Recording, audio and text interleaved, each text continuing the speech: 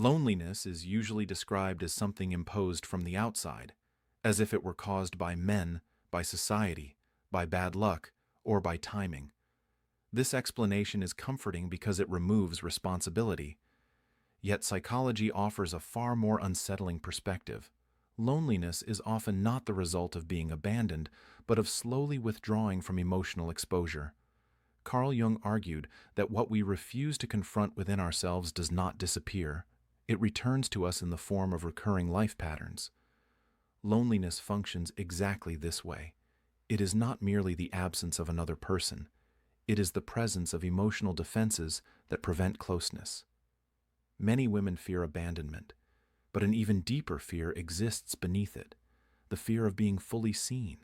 To be seen means to be exposed.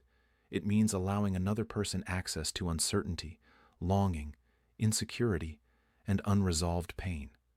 Loneliness, by contrast, offers control. It allows emotional safety without emotional risk. A woman may consciously desire love while unconsciously choosing distance, because distance protects the identity she built to survive disappointment. Over time, this identity hardens. Emotional openness is replaced with self-sufficiency.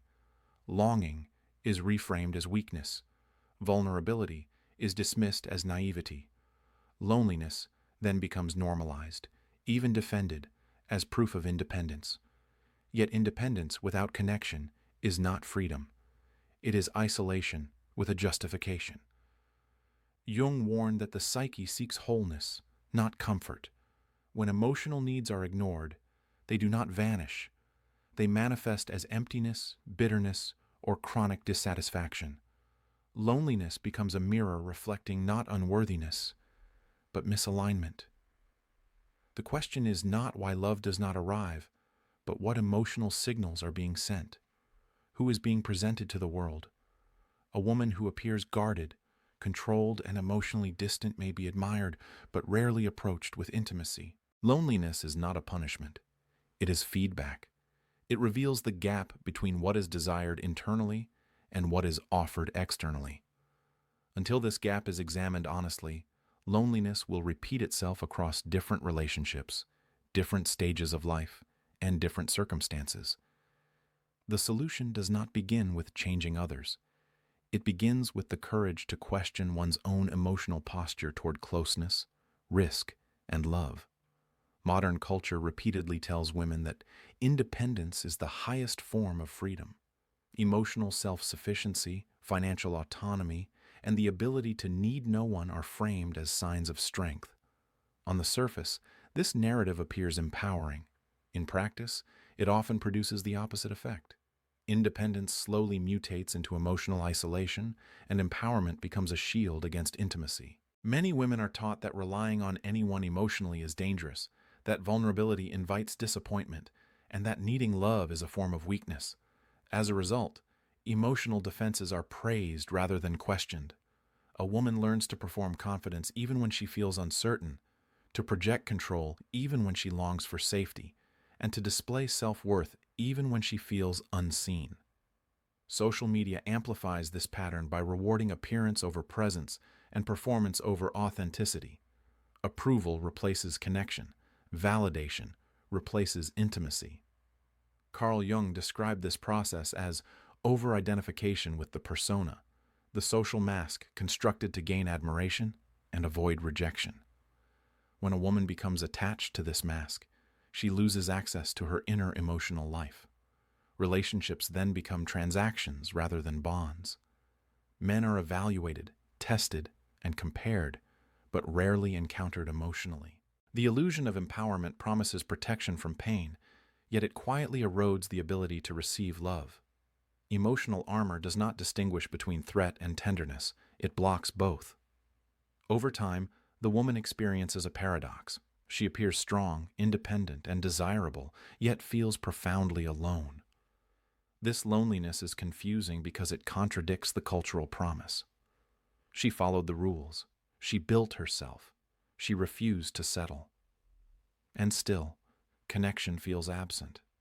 The mistake lies not in independence itself, but in confusing autonomy with emotional withdrawal. True empowerment does not require emotional isolation. It requires emotional integration.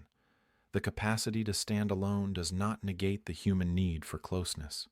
When empowerment becomes an identity built against vulnerability, it transforms into a prison. Jung warned that anything inflated eventually collapses. Strength that denies dependency becomes rigidity. Self-worth that excludes humility becomes arrogance. Independence that excludes intimacy becomes loneliness. Love cannot approach what is closed in the name of pride.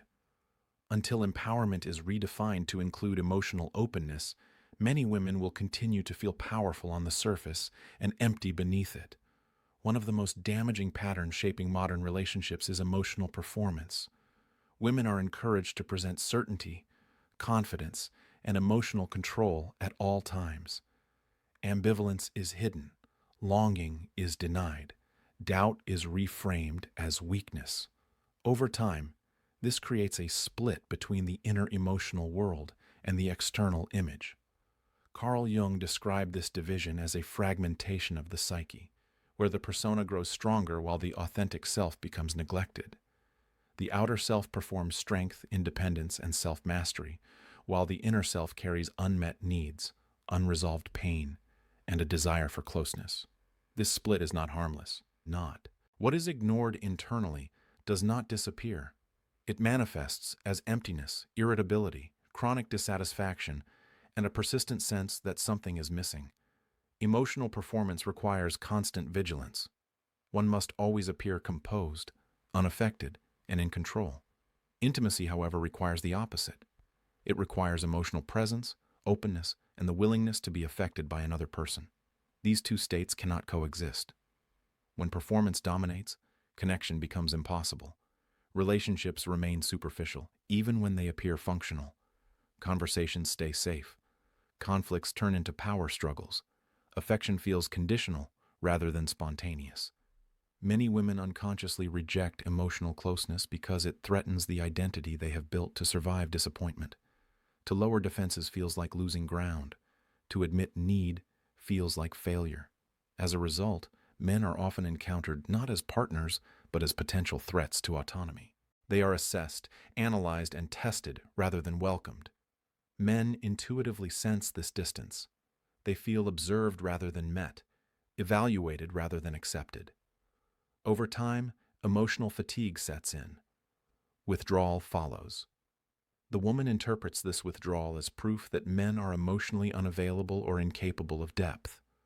What remains unseen is that emotional unavailability was present from the beginning, expressed not through absence, but through performance. Emotional performance creates admiration without intimacy and desire without safety. It produces attention, but not attachment. The tragedy is that the more convincingly strength is performed, the less room there is for love to enter. Emotional honesty feels dangerous because it risks rejection, yet without it, rejection becomes inevitable. Loneliness grows not because connection is unavailable, but because the self that longs for connection is never allowed to appear. Loneliness is often explained through external forces. Men are emotionally immature. Dating culture is broken. Society is hostile. While these factors exist, focusing exclusively on them serves a psychological function. It protects identity. Carl Jung observed that the ego will do almost anything to avoid responsibility for inner conflict. Blame becomes a refuge because it allows pain without transformation. Self-sabotage rarely announces itself openly. It hides behind respectable language, high standards, strong boundaries, knowing one's worth. These concepts are healthy in principle, but destructive when used to avoid vulnerability. Many women unknowingly sabotage intimacy by demanding emotional openness while remaining emotionally guarded themselves. They seek safety through control rather than connection. Control feels empowering because it minimizes uncertainty. Connection requires risk. When past wounds remain unexamined, the psyche adapts by building defenses. These defenses are initially protective. Over time, they become rigid. Emotional availability is replaced with emotional surveillance. Partners are tested instead of trusted. Small imperfections become disqualifications. What appears as discernment is often fear in disguise. Jung warned that unresolved pain does not stay in the past. It shapes perception. A woman who was once hurt may unconsciously organize her entire relational life around preventing repetition. She becomes hyper-aware, hyper-selective, and emotionally distant. This distance is interpreted as strength. In reality, it is avoidance. Responsibility does not mean blaming oneself for being wounded. It means recognizing how wounds influence behavior. Men do not leave relationships because women are demanding or strong. They leave because emotional reciprocity is absent. They feel that closeness is conditional, always under evaluation, always provisional. Over time, emotional exhaustion replaces desire. The woman experiences abandonment and confirms her belief that connection is unsafe. The cycle repeats. Self-sabotage is not a moral failure. It is an unconscious strategy to avoid pain. But strategies that once ensured survival can later prevent intimacy. Responsibility is the point where repetition ends. It is the moment a woman asks not who failed her, but how she has learned to relate. This question is uncomfortable because it removes the shield of victimhood. Yet it is also liberating. Awareness opens the possibility of choice. Without responsibility, loneliness remains inevitable. With it, transformation becomes possible. Modern relationship culture quietly encourages women to pursue an ideal partner rather than a real human being. This ideal is a psychological construction made of contradictions. He must be emotionally open, but never uncertain, strong, but never dominant, ambitious, but endlessly available, confident, but endlessly validating. Such a figure does not exist in reality. It exists to eliminate risk. By pursuing an ideal, a woman avoids confronting the unpredictability of real intimacy. The danger is not having standards. The danger is using standards as emotional armor. Unrealistic expectations create a safe distance between desire and experience. They allow rejection without vulnerability. Each man can be dismissed for failing to meet a requirement, while the woman remains protected from emotional exposure. Jung warned that ideals often serve as defenses against inner transformation. When attention is fixed on what others lack, it never turns inward. Emotional unavailability rarely feels like withdrawal. It feels like discernment, selectiveness, and self-respect. Yet when expectations become rigid and uncompromising, they function as walls. Real men arrive with limits, fears, flaws, and emotional histories. They require patience, tolerance, and mutual adjustment. Ideals demand perfection from the outside while avoiding growth on the inside. Many women unconsciously expect emotional availability from men while offering evaluation instead of warmth. They observe, analyze, and test rather than open and receive. Men sense when they are measured against an internal checklist instead of encountered as individuals. Desire erodes under constant assessment. Over time, men disengage, not because they lack depth, but because depth cannot emerge in an environment of scrutiny. The woman experiences repeated disappointment and concludes that men are incapable of commitment or emotional maturity. What remains unseen is that love cannot survive without emotional risk on both sides. Emotional availability is not about lowering standards. It is about replacing fantasy with presence. It is about meeting imperfection with curiosity rather than judgment. Without this shift, ideals become prisons. They promise protection from pain, but deliver isolation. Love requires space to grow. Unrealistic ideals suffocate it before it begins. Strength has become one of the most misunderstood concepts in modern emotional culture. It is often defined as independence, self-sufficiency, emotional control, and the ability to remain unaffected.